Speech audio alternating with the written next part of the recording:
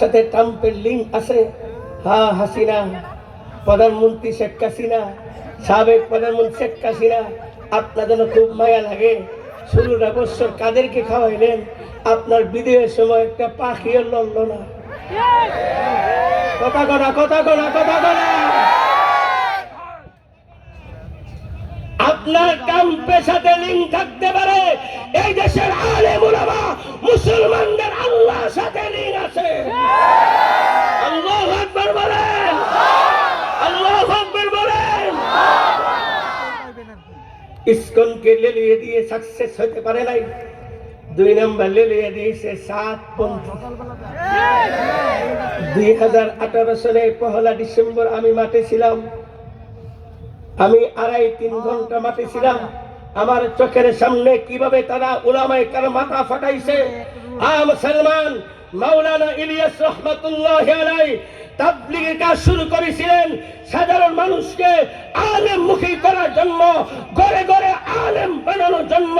বর্তমানে সাতপন্থীদের মতো আলেম বিদ্বেষী বানানোর জন্য, মুসলমানদেরকে সন্ত্রাসী কায়দায় হত্যা করার জন্য মাওলানা ইলিয়াস রহমাতুল্লাহি আলাইহি তাবলীগ মেহনত শুরু করেন নাই। তাহলে কেন হচ্ছে? গোটা দুনিয়ার বেঈমানরা লক্ষ্য করেছে সারা দুনিয়াতে তাবলীগ ওয়ালারা বেঈমানদেরকে মুসলমান বানাইতেছে। এই জন্য তারা মুরিদি সাদকে কিনে তাবলীগের মধ্যে ফাঁকল সৃষ্টি করে জনসাধারণকে আলেমের বিরুদ্ধে মাঠে নামায়া দিয়েছে।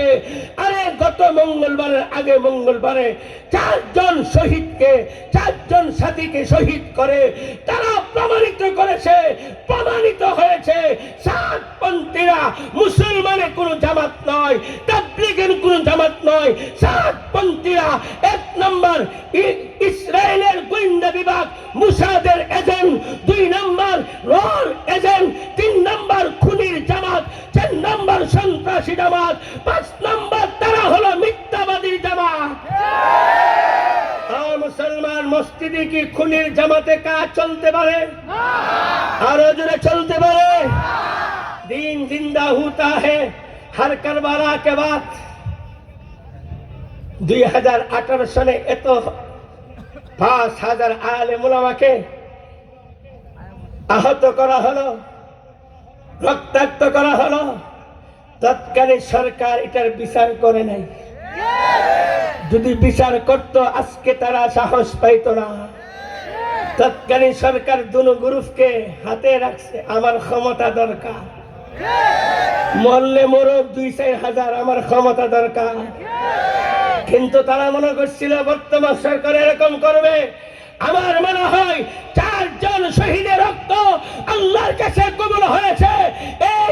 এই 4 জনের শহীদের কারণে বর্তমান সরকার সিদ্ধান্ত নিয়েছে 1 নম্বর টঙ্গীর ময়দানে একটা ইজতেমা হবে, উলামাদের ইজতেমা হবে, সাতপন্থীর কোনো ইজতেমা চলবে না। 2 নম্বর সরকার প্রজ্ঞাপন জারি করেছে। কাকরাইল মসজিদে 2 সপ্তাহ তারা ছিল, 4 সপ্তাহ আমাদের, 2 সপ্তাহ তাদের। সরকার প্রজ্ঞাপন জারি করেছে, পরবর্তী নির্দেশ দেওয়া পর্যন্ত কাকরাইল মসজিদ দূরের কথা, তার আশপাশে সাতপন্থীদের কোনো কার্যক্রম চলবে না। আল্লাহু আকবার বলেন।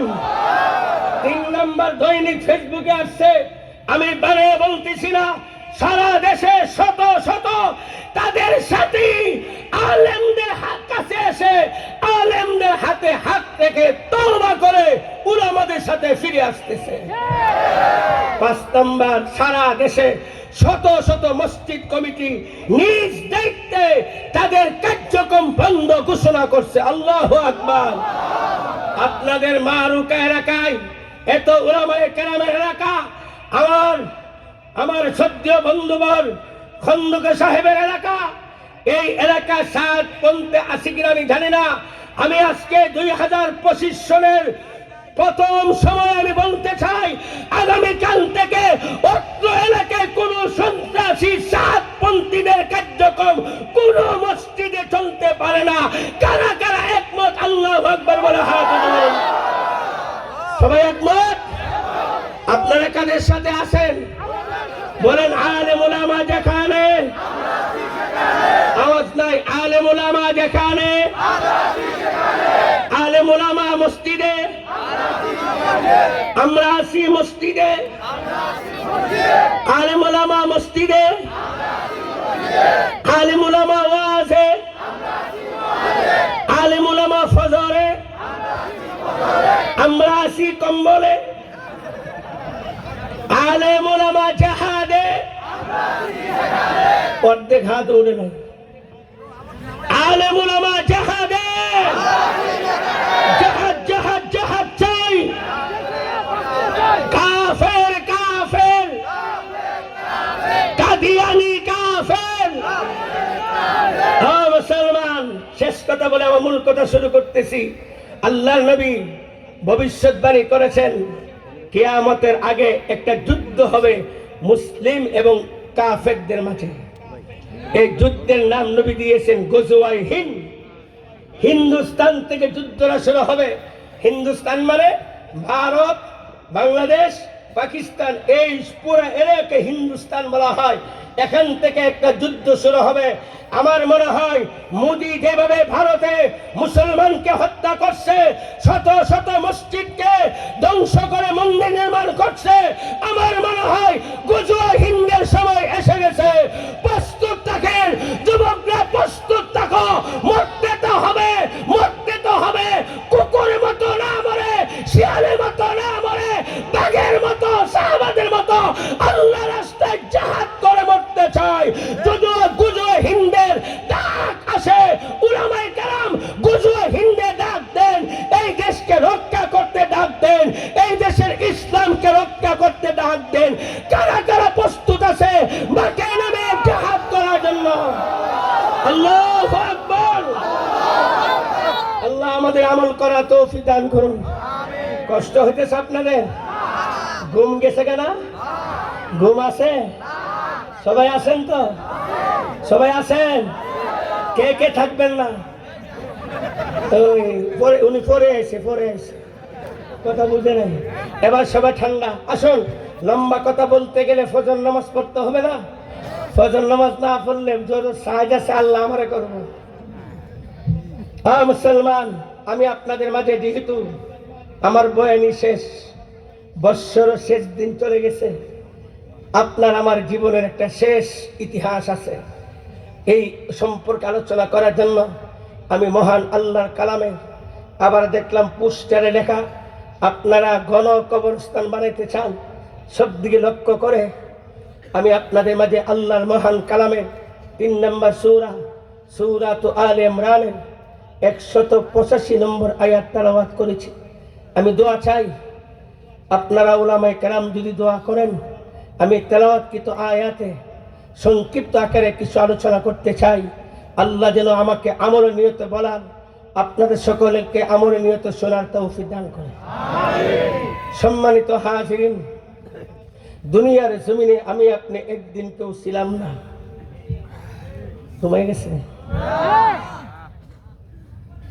একটি দিন আসবে, একটি সময় আসবে, আমি আপনার দুনিয়াতে কেউ থাকবো না। আজকে যারা বাজি ফুটাচ্ছে, আজকে যারা ফানুস উড়াচ্ছে, আজকে যারা গানের আসর করে, নর্তকী নাচ করে, এই নববর্ষ উদযাপন করছে, এদের মতো বোকা, এদের মতো মগা, এদের মতো কফল পুরান মানুষ আল্লাহর জমিনে নাই। আজকে তো আনন্দের দিন নয়, আজকে হলো কান্নার দিন। বুঝেন নাই? আপনি বিদেশ গেছেন, ভিসার মেয়াদ 3 বছর। কয় বছর? জোরে বলেন না, কয় বছর? মনে করেন 31শে ডিসেম্বর বিদেশ গেছেন, পরের বছর 31শে ডিসেম্বর যখন আসলো, তখন কি আপনি বিদেশ প্রবাসী বাৎসরিক উদযাপন করবেন না হাই হুতাশ করবেন? একটি বছর চলে গেলেই প্রবাসীরা হাই হুতাশ শুরু করে, 5 লক্ষ টাকা ঋণ করে আসলাম, 1 বছর চলে গেল, আমি এখনো 1 লক্ষ টাকা ঋণ শোধ করতে পারি নাই, বাপের জমিনটা বিক্রি করে আসলাম, মা বাপ কত কষ্ট করছে, আমার 1টা বছর চলে গেল, আর মাত্র 2টা বছর বাকি আছে, আমি কি করব? সে ছটফট শুরু করে, বন্ধুদেরকে ফোন করে, জায়গায় জায়গায় ফোন করে বলে, দোস্ত আমার যে চাকরি, এই চাকরি দিয়ে আগামী 2 বছরে আমি ঋণ শোধ করতে পারবো না, আমি কিভাবে দেশে যাব? ও বন্ধুরা, আমাকে ওভারটাইম কাজ দাও, এক্সট্রা কাজ দাও। ও মুসলমান ভাইরা, আল্লাহ রাব্বুল আমিন আপনাকে আমাকে যেদিন মায়ের গর্ভে দিয়েছেন, আব্বা জানের পৃষ্ঠ থেকে যখন 1 ফোঁটা নাপাক পানি মায়ের গর্ভে গিয়েছে, মায়ের হেমে গিয়েছে, আল্লাহ তাআলা একজন ফেরেশতা পাঠিয়ে দিয়েছেন। ওই ফেরেশতা আল্লাহ তাআলাকে সর্বপ্রথম প্রশ্ন করেছেন, মুখাল্লাকা আও গায়রা মুখাল্লাকা, ওগো আল্লাহ, 1 ফোঁটা বীর্য, 1 ফোঁটা পানি দ্বারা সৃষ্টি হবে না সৃষ্টি হবে না? আল্লাহ যদি বলে সৃষ্টি হবে না, মায়ের গর্ভে টিকে না, পড়ে যায়। আল্লাহ যদি বলে মুখাল্লাকা, সৃষ্টি হবে। 2 নম্বর ফেরেশতা প্রশ্ন করে, যাকারুন আও উনসা, ওগো আল্লাহ, সৃষ্টি তো হবে, ছেলে হবে না মেয়ে হবে? আল্লাহ যদি বলে ছেলে হবে, ছেলের গঠন তৈরি হয়। আল্লাহ যদি বলে মেয়ের গঠন তৈরি হয়। 3 নম্বর ফেরেশতা প্রশ্ন করে, ওগো আল্লাহ, এই সন্তান দুনিয়াতে কতদিন বাঁচবে? আল্লাহ রাব্বুল আমিন মায়ের গর্ভে থাকা অবস্থায় আপনাকে আমাকে সুনির্দিষ্ট একটা হায়াতের বিশার মেয়াদ দিয়ে দুনিয়াতে পাঠাইছে। কি বুঝতে পারলেন? এই জন্য আমার তেলাওয়াতকৃত আয়াত আল্লাহ বলেন, কুল্লু নাফসিন যায়িকাতুল মাউত, দুনিয়ার প্রত্যেকটা মানুষকে মৃত্যুর স্বাদ গ্রহণ করতে হবে। মরণ থেকে যতই পালাও, মরণ তোমার লইবে গিরি। আইনামা তাকুনু ইউদরিকুমুল মাউত ওয়ালাউ কুনতুম ফি বুরুজিম মুশাইয়াদা। মানুষ মৃত্যু থেকে বাঁচতে চায়। মানুষ মনে করে ঝড় তুফানের সময় বিল্ডিং এ আত্মরক্ষা করলে বাঁচা যাবে। মানুষ মনে করে লঞ্চ ডুবার সময় লাফ দিয়ে পানিতে পড়ে গেলে বাঁচা যাবে। মানুষ মনে করে আগুন লাগলে আমি আগুন থেকে দূরে সরলে আমি বাঁচতে পারবো। করোনার সময় মানুষ মনে করছে মুখের মধ্যে মাস্ক লাগালেই করোনা হবে না, মরণ হবে না। বাজারে না গিয়া ছাদে থাকা 6 তলার উপর থেকে রশি দিয়ে খাবার উঠাইতে পারলে মরণ হবে না। না না না না, মায়ের গর্ভে আসা মাত্র আপনার আমার মৃত্যু নির্ধারিত। এখনো বুঝেন নাই? এখনো বুঝেন নাই? যেমন ভাবে বিদেশ যাওয়ার সময়, আবারও বলতেছি, একটা বিশাল মেয়াদ থাকে।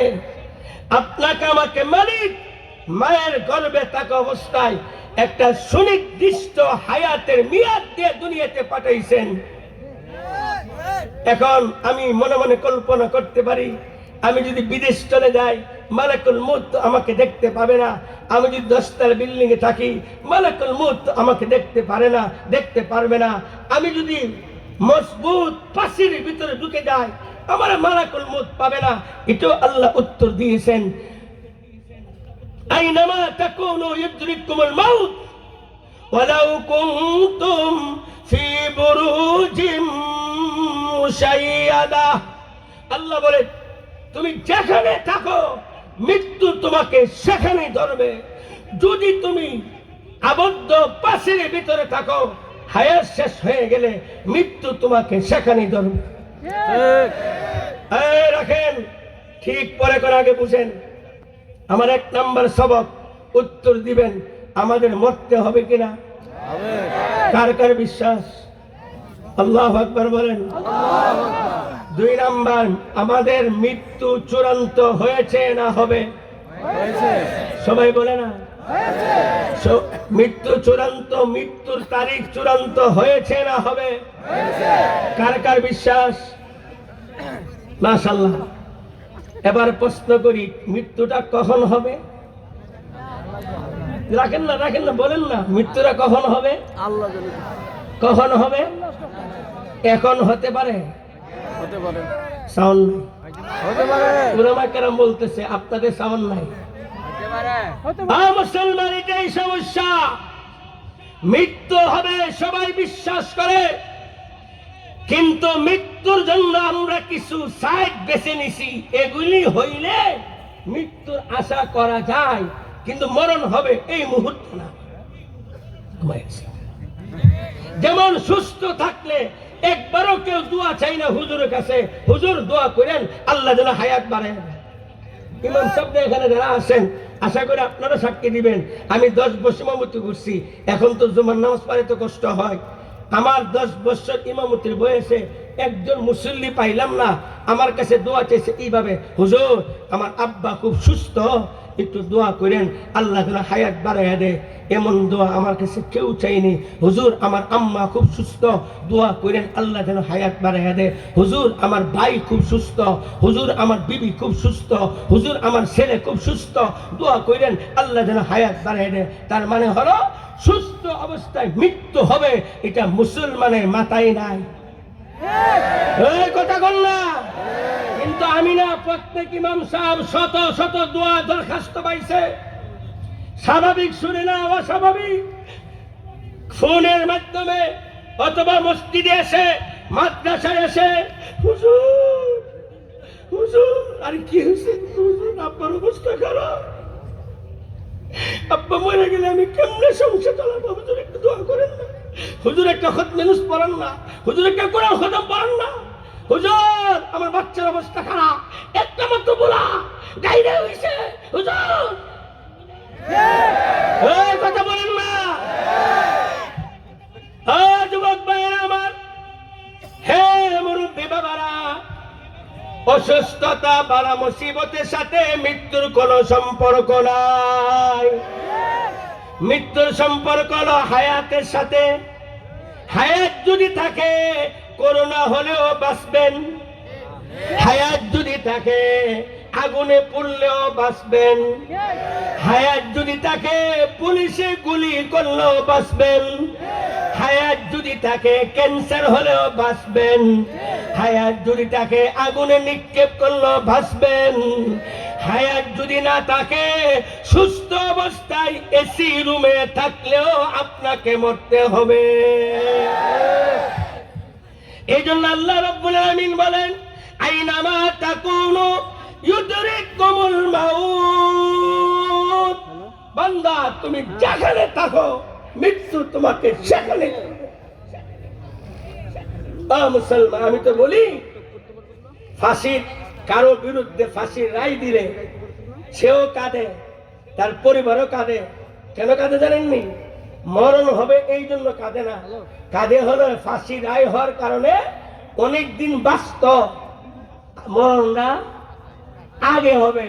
খুদার কসম করে বলি, গোটা দুনিয়ার সমস্ত সরকার ফাঁসির রায় ঘোষণা করতে পারে, কারো হায়াত থাকতে কোন সরকারের বাপেরও ক্ষমতা নেই তাকে ফাঁসির কাস্তে তুলে।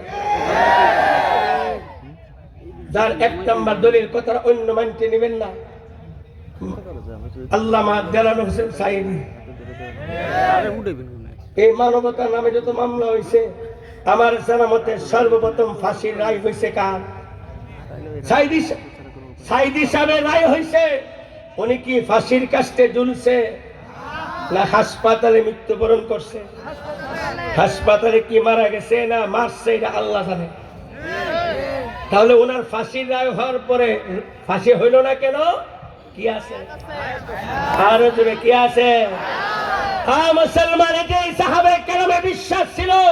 আজকে গোটা পৃথিবীর মুসলমান মায়ের খাওয়ার পিছনে এটাই সমস্যা, মুসলমানকে মারতেছে।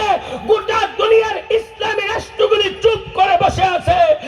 মুসলমান, সাহাবায়ে কেরাম বদরে প্রান্তরে গেছেন, অস্ত্র ছিল না, হাতিয়ার ছিল না, গুড়া ছিল না, কিন্তু সাহাবায়ে কেরামের ইয়াকিন ছিল, আমার মৃত্যু যদি বদরে প্রান্তরে লেখা থাকে, সশস্ত্র যুদ্ধ করলেও আমার মরতে হবে। আমার মৃত্যু যদি বদরে প্রান্তরে লেখা না থাকে, বেঈমান কাফেররা আমাকে 1000 বার আক্রমণ করলেও মরণ হবে না। আজকে আমাদের অবস্থা, জাহাজ জাহাজ জাহাজ চাই। পুলিশে যখন টিয়ার সেল মারে, জানবাসান ফরজ, জানবাসান ফরজ, কথা বল, কথা বল। জানবাসান ফরজ কি আপনার না আল্লাহ?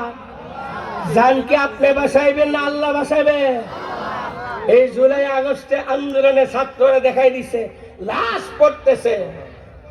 স্কুল কলেজ মাদ্রাসার ছাত্ররা দেখাই দিছে, লাশ পড়তেছে, তারা পিছপা হয় নাই। লাশ পড়তেছে, পিছপা হয় নাই। মুসলমান পরিষ্কার বলতে চাই, এই দেশ 5ই আগস্ট স্বাধীনতা লাভ করেছে, কিন্তু ইসলাম এখনো স্বাধীন হয় নাই। এই দেশের মুসলমান এখনো স্বাধীন হয় নাই। যদি এই দেশের মুসলমান স্বাধীন হতো, কুলাঙ্গার সন্ত্রাসী সংগঠন ইসকন আমার ভাই সাইফুল ইসলাম আলিফকে প্রকাশ্যে দিবালোকে জবাই করে হত্যা করা সাহস পাইত না। ইসলাম যদি স্বাধীন হতো, সাতপন্থীরা টঙ্গীর ময়দানে তাহাজ্জুদ নামাজের সময় আমার 4 জন মুসলমানকে শহীদ করতে পারত না। বুঝা গেল? বুঝা গেল? যত পরিবর্তন হচ্ছে, এই পরিবর্তনের দ্বারা আপনার আমার ভাগ্য পরিবর্তন হবে না। ভাগ্য যদি পরিবর্তন করতে হয়, দেশের সমস্ত অপরাধ যদি বন্ধ করতে হয়, আরেকটা সংগ্রাম করতে হবে, আরেকটা জিহাদ করতে হবে। সমস্ত তাগুতের বিরুদ্ধে জিহাদ করে এই দেশটাকে ইসলামী হুকুমতে রাজত্ব কায়েম করতে হবে। সবাই একমত? আল্লাহু আকবার বলে হাত উঁচু করে একমত। আল্লাহু আকবার। আপনারা ইসলামী হুকুমত চান? সবাই ইসলামী হুকুমত চান? যাই হোক, আমি অনেক দূরে চলে গিয়েছি, আমার সবক মনে আছে তো? মৃত্যু নির্ধারিত, মৃত্যু কথা বলে, মৃত্যু এখন হতে পারে, আওয়াজ নাই, আওয়াজ নাই, হতে পারে, হতে পারে, হতে পারে না। এখন তো সুস্থ, এখন তো সুস্থ। এই জন্য আল্লাহ নবী আপনাকে আমাকে শিক্ষা দিয়েছেন, উম্মত সকাল হলে সন্ধ্যার অপেক্ষা করিও না, সন্ধ্যা হলে সকালে অপেক্ষা করিও না। ও মুসলমান, দয়ার নবী, মায়ার নবী আপনাকে আমাকে সর্বদাই মৃত্যুর প্রস্তুত থাকার জন্য একটা নসিহত করেছেন। আল্লাহ নবী বলে, আকসিরু যিকরা হাজিম লাযাতিল মউত, যে জিনিস সমস্ত স্বাদকে ধূলিসাৎ করে দিবে, মৃত্যুর কথা বেশি বেশি জিকির করো। আমাদেরকে তাকান, সুবহানাল্লাহ জিকির তো করি, আলহামদুলিল্লাহ জিকির করি, লা ইলাহা ইল্লাল্লাহ জিকির করি। নবী আরেকটা জিকির শিখাইছে, উম্মত প্রতি কদম কদম তুমি মৃত্যুর কথা স্মরণ করো। তুমি ঘরে ঢুকছো, মনে মনে কল্পনা করো আমার ঘরে মৃত্যু হইতে পারে। তুমি ঘুমাইতেছ, মনে মনে কল্পনা করো আমার ঘুমের ভিতরে মৃত্যু হইতে পারে। ঘুম থেকে উঠছ, ফজর নামাজ পড়ছ, মনে মনে কল্পনা করো এটাই তোমার জীবনের শেষ ফজর নামাজ। যদি মৃত্যু হয়ে যায়, নবী দোয়া শিখিয়ে দিয়েছেন, ফজর নামাজ পড়ে কথাবার্তা না বলিয়া আল্লাহুম্মা আজরিনি মিনান নার 7 বার পড়ে নাও, 7 বার পড়ে নাও। সন্ধ্যার মধ্যে যদি মৃত্যু এসে যায়, আল্লাহ তোমাকে জাহান্নামের আগুন থেকে মুক্তি দান করবে। সন্ধ্যা হয়ে গেল, মৃত্যু হয় নাই, মাগরিব নামাজ পড়তে পারলা, মনে মনে কল্পনা করো এটাই তোমার জীবনের শেষ রাত্র, এটাই তোমার জীবনের শেষ মাগরিব। আগামীকাল ফজর তুমি নাও পাইতে পারো। মাগরিব নামাজটা পড়ে কথাবার্তা না বলিয়া আবার 7 বার পড়ে নাও, আল্লাহুম্মা আজরিনি মিনান নার, আল্লাহুম্মা আজরিনি মিনান নার। 7 বার পরে ঘুমায় যাও।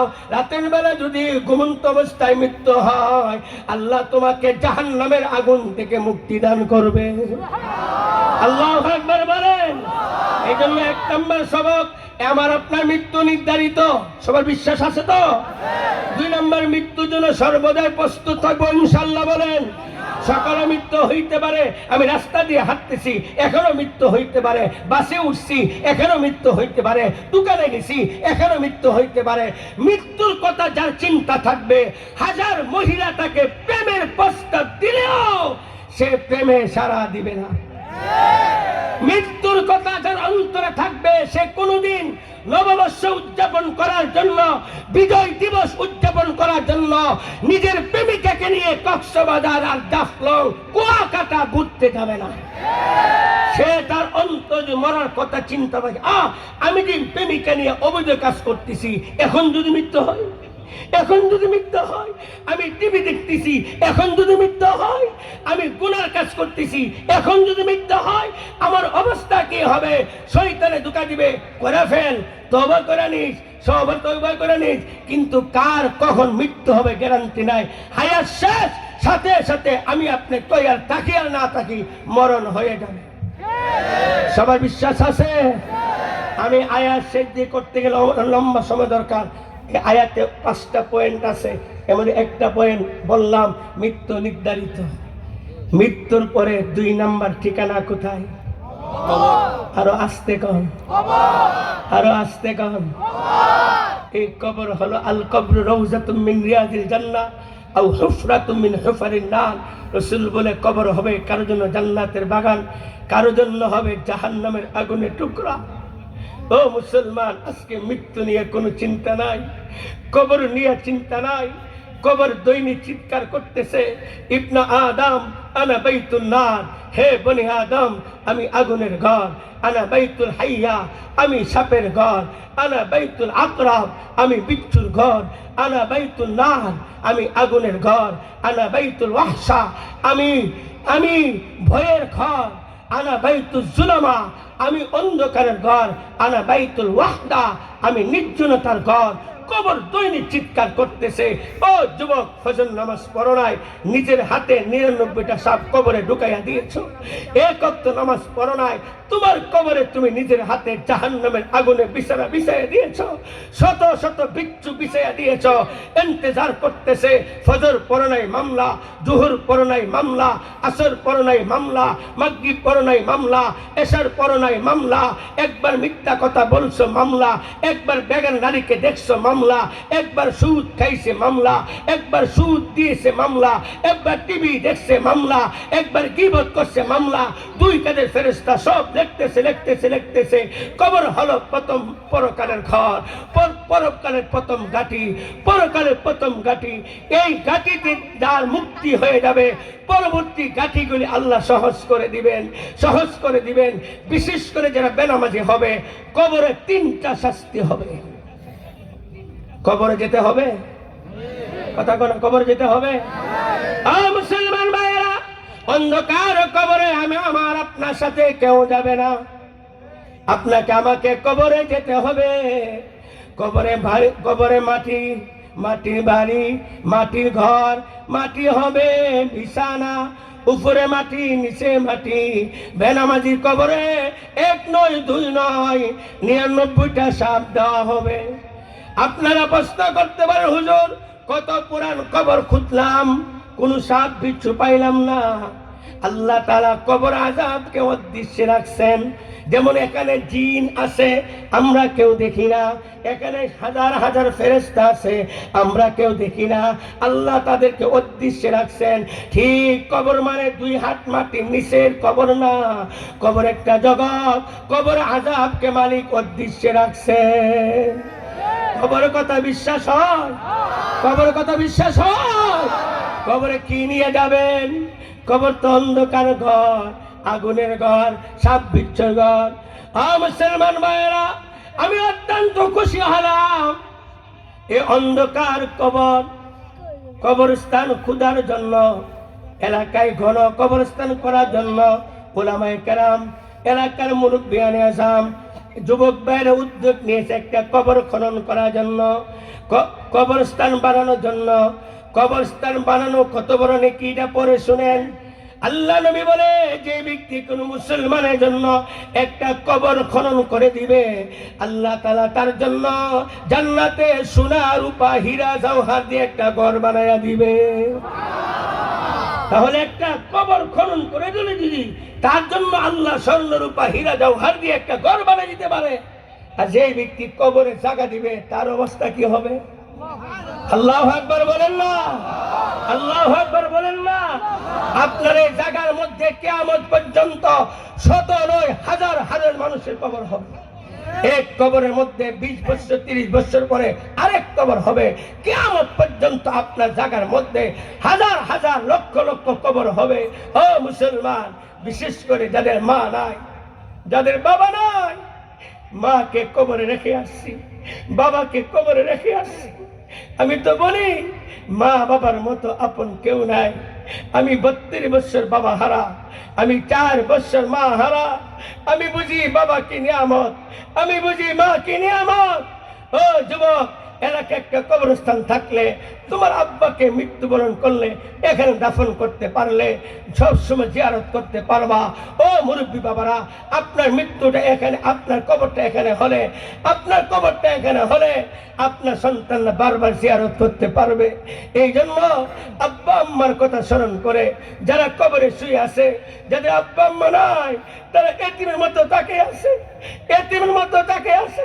এমনও হতে পারে কারো আব্বা আম্মা আপনাকে আমাকে লালন পালন করতে গিয়ে ঠিক মতে নামাজ পড়তে পারে নাই, ঠিক মতে রোজা রাখতে পারে নাই, ঠিক মতে আল্লাহর বিধান মানতে পারে নাই, তারা আজকে কবরে অশান্তির মধ্যে আছে। এমনও হতে পারে কারো আব্বা আম্মার কবরে জাহান্নামের কালো আগুন দাউ দাউ করে জ্বলছে। এমনও হতে পারে কারো আব্বা আম্মাকে জাহান্নামের সাপ দংশন করছে। এই জন্য এই মজমার মধ্যে আব্বা আম্মা মারা গেছে এমন কে কে আছেন, একটু হাতটা উঠান তো, লম্বা করে হাত উঠান, লম্বা করে হাত উঠান। আল্লাহ রে, আমার মনে হয় অর্ধেকই আমার মতো মা হারা বাবা হারা। হাত নামান। আমি অসুস্থ মানুষ, আমি আপনাদের মেহমান, আমিও মা হারা বাবা হারা। যদিও আমি এতিম, শরীয়তে আমি এতিম না বালেগ হয়ে গেছি, আমি এতিমের মতো। এখানে অনেক উলামায়ে কেরাম বুজুর্গানে দিন আছেন। আমি দোয়া, নগদ দোয়া করব, নগদ দোয়া করব যাদের আব্বা আম্মা মারা গেছে, আব্বা আম্মার কবরে সদকা জারিয়া সোয়া পৌঁছানোর জন্য কিয়ামত পর্যন্ত উলামায়ে কেরাম একটা সুন্দর সিদ্ধান্ত নিয়েছেন। ঘন কবরস্থান যে করবেন, ওনারা একটা সুন্দর সিস্টেম করেছেন। এক কবর পরিমাণ জায়গার দাম নির্ধারণ করছে মাত্র 20,000 টাকা। আলহামদুলিল্লাহ বলবেন না? এখন আপনার কাছে যদি এক কানি চাওয়া হয়, এক কাটা চাওয়া হয়, আপনি দিতে পারবেন না। একটা কবরের জায়গা বানাইতে ওনারা এই জায়গা বাবদ 20,000 টাকা নির্ধারণ করেছেন। এই মাসমার মধ্যে আমি 10 জন এতিম চাই। আব্বা নাই, আম্মা নাই, আব্বার কথা মনে হয়ে গেছে, আম্মার কথা মনে হয়ে গেছে। আব্বা আম্মার নিয়তে আল্লাহ যেন 2025 সন পর্যন্ত আমাদের হায়াত বাড়াইয়া দেন। আমি দোয়া করব, বৎসরের প্রথম দিন আপনারা বসে আছেন এখানে, আপনার শুধু বসে অন্যায়, আল্লাহ রাস্তায় জিহাদ করার থেকে বেশি নেকি পাইতেছেন। এখানে থাকার কারণে আজকে রাত্রে যত গুনাহ হচ্ছে, আল্লাহ আপনাকে গুনাহ থেকে বিরত রাখতেছে। আল্লাহু আকবার বলেন। আপনি গুনার পরিবেশে না গিয়ে উলামায়ে কেরামের সাথে আছেন। এই আল্লাহ ইচ্ছা করলে এই মজলিসকে জরিয়া করে আপনার আমার নাজাতের ফয়সালা করতে পারে। এত বড় মাসমার মধ্যে আপনারা গাজীপুরের মানুষ, আমার মিতার এলাকার মানুষ, সব ধনী মানুষ, সব ফ্যাক্টরি গাজীপুর, সব গার্মেন্টস গাজীপুর, গাজীপুরের জায়গা দাম চরম বাড়তেছে। আমি মাত্র 10 জন চাইছি আব্বা আম্মার নিয়তে 10টা কবরের জন্য এক একজনে একটা কবরের জায়গা পরিমাণ টাকা 20,000 টাকা দিবেন। 10 জন চাইছি, সর্বপ্রথম একজন চাই। কে আছেন ভাই? বিসমিল্লাহ করে হাতটা উঠান। হ্যাঁ ভাই, আগে হাত তুলছে, মাশাআল্লাহ। ভাই নাম কি? কেউ লেখা নাই কেউ? আরে ভাই লেখা লোক নাই, কই লোক সব দেখে বসা।